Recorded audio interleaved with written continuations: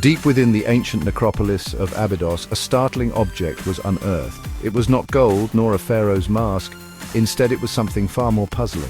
This item lay hidden for millennia. Its discovery sent ripples through the quiet world of Egyptology. What was this strange device? It did not seem to belong. It felt out of place, out of time. Archaeologists were initially baffled. They had never seen anything quite like it before in all their years of study. The object, let us call it the Abydos aerofoil, was small. It could fit comfortably in two hands. It appeared to be crafted from a very light wood, or perhaps it was a type of treated papyrus. The surface was smooth, almost polished by time. It possessed a distinct shape. There were clear wings, swept back. A defined fuselage formed the central body. A tail fin, surprisingly modern in its design, completed the form. This was no crude carving, it was made with care. When compared to other ancient Egyptian artifacts, the aerofoil stands alone. We know of their model boats. These were buried with the dead for passage in the afterlife. We've seen countless statues of birds, falcons for Horus, ibis for Thoth. These were sacred symbols, but this object was different. It lacked the typical religious iconography. Its form suggested movement, swift movement through the air. It did not resemble known animals or tools from that era. The initial puzzle was its uncanny resemblance to a modern aircraft.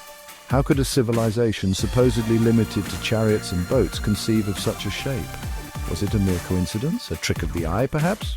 Or did it hint at a forgotten chapter of human history? These questions arose immediately. They hung heavy in the air. The artifact challenged accepted timelines. It whispered of possibilities that many found uncomfortable. It was a mystery demanding an answer. The physical characteristics of the Abydos aerofoil are truly remarkable. Its wings are not flat like those of a typical bird effigy. They possess an aerofoil curve. This is a specific shape designed to generate lift. The wing edges are sharp, tapered. This suggests an understanding of airflow. The tail, too, is not merely decorative. It seems to provide stability. Could such features be accidental? It appears unlikely. These are hallmarks of aerodynamic design. Mainstream archaeology offers several explanations for this unusual find. Some scholars suggest it is a highly stylized bird figure. Perhaps it represents a species now extinct, or maybe it's a deity we no longer recognize. Others propose it might be a child's toy, a simple plaything, its form dictated by imagination. Another theory is that it was a weather vane or a ceremonial object whose true purpose is lost to us. These explanations aim to keep it within known Egyptian culture. However, these conventional interpretations face challenges. If it is a bird, why the lack of feathers or legs? Why the mechanical-looking tail? If it is a toy, it is a very sophisticated one for its time. It seems to embody principles of flight not understood until much later.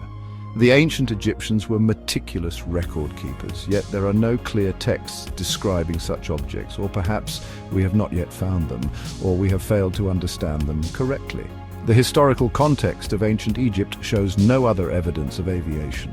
Their great achievements were pyramids, temples, and complex social structures. They mastered stone masonry and irrigation. Their art depicted daily life, gods and pharaohs. Nowhere do we see clear, unambiguous depictions of flying machines. This makes the Abydos aerofoil an outlier. It is an anomaly. It does not easily fit into our picture of the past. It forces us to question the completeness of that picture. Most Egyptologists view the Abydos aerofoil with considerable skepticism. The prevailing opinion is that it cannot be what it appears to be. The idea of ancient Egyptian flight is simply too radical. It contradicts the established narrative of technological development. Therefore, alternative explanations, however strained, are preferred. It is often dismissed as an object of unknown ritual purpose, or perhaps a cleverly misinterpreted piece of art. The academic world is cautious. The artifact is often compared to the Saqqara bird. This is another small, bird-shaped object from ancient Egypt. It was found in a tomb at Saqqara in 1898. It is also made of wood.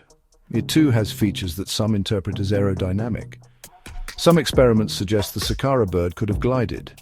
Mainstream scholars largely consider it a child's toy, or it could be a weather vane indicating wind direction. The The parallels are striking, yet both remain controversial. Ancient astronaut theorists offer a more dramatic interpretation. They propose that such artifacts are evidence of extraterrestrial contact. Perhaps advanced beings visited Earth in antiquity. They may have shared some of their technology, or ancient humans may have tried to replicate what they saw in the skies. These theories suggest the aerofoil is a model of an alien craft, or it could be a memory of a lost high-tech human civilization. This idea is popular but lacks direct proof. Arguments for ancient flight capabilities often point to such artifacts. They also cite ambiguous hieroglyphs or carvings.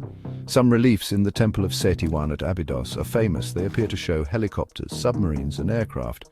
Mainstream Egyptology explains these as overlapping hieroglyphs. Recarving old inscriptions created these shapes by chance, and yet the persistence of these images fuels speculation. Could there be more to these coincidences than we are told? The debate continues. The Abydos aerofoil is said to bear faint hieroglyphs. The inscriptions are reportedly etched along its fuselage. Their precise meaning is a subject of intense debate. If they are authentic, what do they say? Do they describe its purpose? Do they speak of flight, of soaring through the sky? Or are they simple funerary texts common to many objects? Some researchers claim the symbols refer to flight or to ascent. Others argue they are standard phrases, perhaps a dedication or a name. Could this object be a modern fabrication, a clever hoax designed to mislead? This possibility must always be considered. The allure of discovering something revolutionary is strong. It could motivate someone to create such an item. However, if found in a sealed, undisturbed context, a hoax is less likely. Scientific testing of the material could determine its age, but such tests are not always straightforward, or they may not be permitted on such a unique artifact. Perhaps the aerofoil is an artistic reinterpretation. An ancient craftsman might have seen something unusual, a strange bird, a falling meteor, or something else entirely. He then tried to capture its essence in this carving. It might not be a literal model, it could be an abstract representation, a symbol whose meaning we have lost. Art can be open to many interpretations. This allows for a less controversial explanation, yet the technical details seem so specific. Ultimately, the Abydos aerofoil remains an enigma. Is it a simple bird effigy, misunderstood by modern eyes? Is it a child's toy, imbued with an adult's wishful thinking? Or could it be something more profound, a relic of forgotten knowledge, a testament to a lost chapter of our history, or even a message from distant stars? Until more evidence comes to light, it stands as a question mark. It challenges our assumptions about the past. The sands of Egypt may yet hold more secrets.